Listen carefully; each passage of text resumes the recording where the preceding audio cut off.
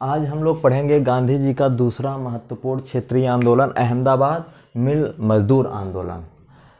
इसमें समस्या क्या थी? मजदूरों का प्लेग बोनस को लेकर कुछ समस्या थी। असल में हुआ क्या था कि अहमदाबाद में गुजरात के क्षेत्र में प्लेग फैला हुआ था और अकाल आ गया था। इसके वजह से बहुत से मज़दूर जो है अपनी जान बचाने के लिए वो भाग रहे थे वहाँ से। अहमदाबाद की मिलें जो है वो बंद होने की कगार पे थी, इसलिए अहमदाबाद के जो मिल मालिक हैं उन्होंने सोचा कि इनको कुछ एक्स्ट्रा वेतन बोनस देने के लिए इनको कुछ लालच दिया जाए। तो इसलिए उन्होंने कहा कि हम आप लोगों को बोनस देंगे, आप लोग हमारे वहाँ काम करिए। तो इस चक्कर में इन्होंने प्लेग के नाम पर मज़दूरों को बोनस देना प्रारंभ किया। कुछ मिल ऐसी थी जो 80% तक बोनस देती थी, वेतन के बाद 80% बोनस तक, ताकि उनकी मिलें बंद ना हों। मज़दूरों भी कोई समस्या नहीं, इसलिए मज़दूर भी वहाँ पे रुक गए। लेकिन समस्या तब हुई जब प्लेग का प्रकोप ख़त्म हुआ, तब इन्होंने प्लेग बोनस देना बंद करने का ऐलान किया। इससे मज़दूर नाराज़ हो गए। मज़दूरों की नाराज़गी का कारण ये था कि 1918 फर्स्ट वर्ल्ड वार जो है 1914 से 1918 तक चला।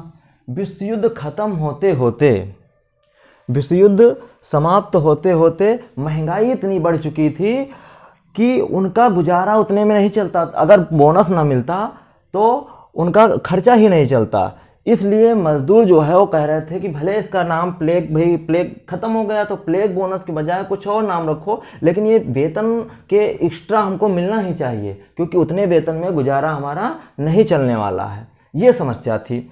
अच्छा, तो मज़दूरों ने, कुछ मज़दूर संगठित हुए, उन्होंने सोचा कि कुछ बात आगे बढ़ाते हैं, आवाज़ उठाते हैं। और उन लोग, अनुसुईया बेन, ये एक सामाजिक कार्यकर्ता थी, गांधी जी की बड़ी सहयोगी भी थी, और ये अंबालाल साराभाई की बहन थी। अब अंबालाल साराभाई कौन है?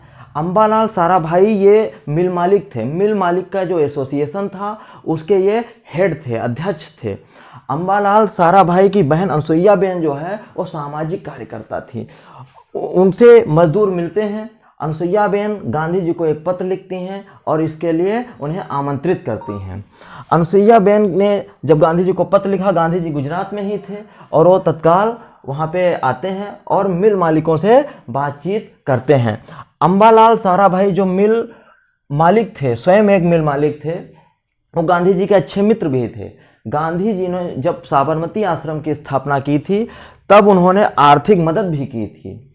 अब गांधी जी अंबालाल साराभाई और जो मिल मालिक हैं उनसे बातचीत करते हैं और कहते हैं कि कुछ नहीं, 35% बोनस आप लोग जरूर दो, क्योंकि मजदूरों को इससे कम में खर्चा ही नहीं चलेगा। लेकिन मिल जो मालिक हैं वो 20% बोनस पे सहमत होते हैं कि हम 20% से ज़्यादा नहीं दे पाएंगे। लेकिन मिल जो मजदूर हैं उनका इतने में कोई खर्चा नहीं चलने वाला, इसलिए वो 35% बोनस, गांधी जी भी उनके लिए कि 35% बोनस पे आप लोग अगर सहमत होते हो तो कोई आंदोलन और कुछ नहीं होगा। लेकिन जब वो नहीं मानते, मिल मालिक, बात नहीं बनती है, तो गांधी जी ने मजदूरों से हड़ताल करने का आह्वान किया और उन्होंने कहा कि आप लोग बिना किसी हिंसा के हमारे साथ एक मत होकर हड़ताल करना है और जो मिले हैं उनका काम बिल्कुल ठप हो जाए। लेकिन हड़ताल चलती है, लंबी हड़ताल खिंच जाती है, 21 दिन तक हड़ताल खिंच जाती है, और मिल मालिक जो है वो बाहर बंबई से मजदूरों को मंगा लेते हैं। अब इससे क्या होता है, मजदूरों का मनोबल गिरता। मनोबल जब गिरने लगा तो बहुत सारे लोग समझौता कर लिए, बहुत सारे मजदूर 20% पे राजी हो गए, वो काम करना स्टार्ट कर देते हैं।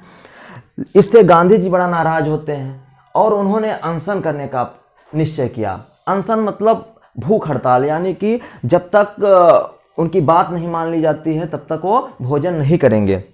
अब वो हड़ताल जब करते हैं तो ये उनका, गांधी जी का भारत में पहली हड़ताल है, पहला अनशन है।